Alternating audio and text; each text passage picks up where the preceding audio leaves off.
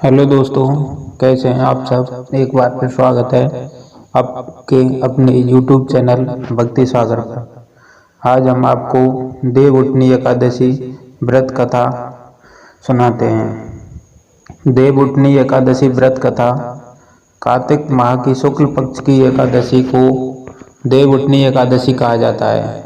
इसे देवोत्थान एकादशी, देव उठनी ग्यारस, प्रबोधनी एकादशी आदि नामों से भी जाना जाता है। एक राजा के राज्य में सभी लोग एकादशी का व्रत रखते थे। प्रजा तथा नौकर चाकरों से लेकर पशुओं तक को एकादशी के दिन अन्न नहीं दिया जाता था। एक दिन किसी दूसरे राज्य का एक व्यक्ति राजा के पास आकर बोला, महाराज कृपा करके मुझे नौकरी पर रख लें।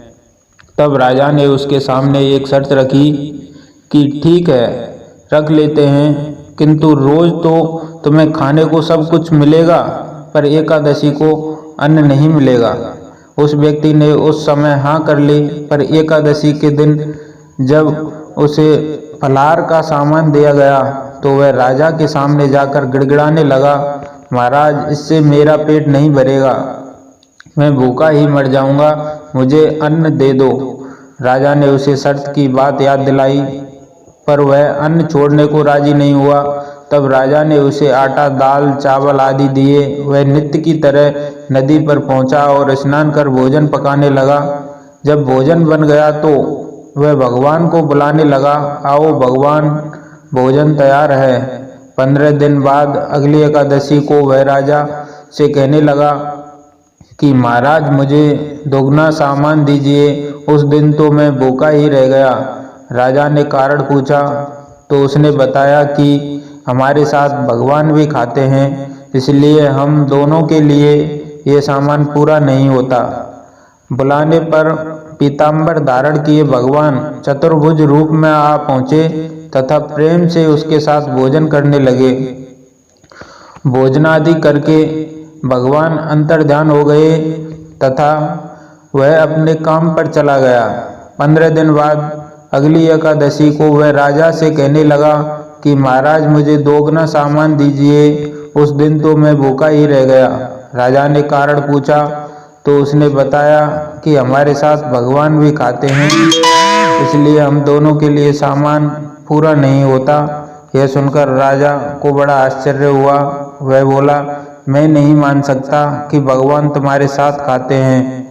मैं तो इतना व्रत रखता हूँ, पूजा करता हूँ, पर भगवान ने मुझे कभी दर्शन नहीं दिए।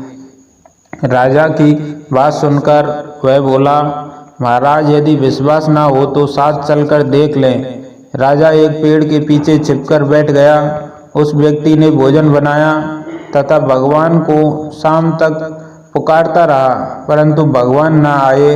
अंत में उसने कहा, हे भगवान, यदि आप नहीं आए तो मैं नदी में कूदकर प्राण त्याग दूंगा। लेकिन भगवान नहीं आए। तब वह प्राण त्यागने के उद्देश्य से नदी की तरफ बढ़ा। प्राण त्यागने का उसका दृढ़ इरादा जान शीघ्र ही भगवान ने प्रकट होकर उसे रोक लिया और साथ बैठकर भोजन करने लगे। खा पीकर वे उसे अपने विमान में बिठाकर अपने धाम ले गए। यह देख राजा ने सोचा कि व्रत उपवास से तब तक कोई फायदा नहीं होता जब तक मन शुद्ध न हो। इससे राजा को ज्ञान मिला। वह भी मन से व्रत उपवास करने लगा और अंत में स्वर्ग को प्राप्त हुआ।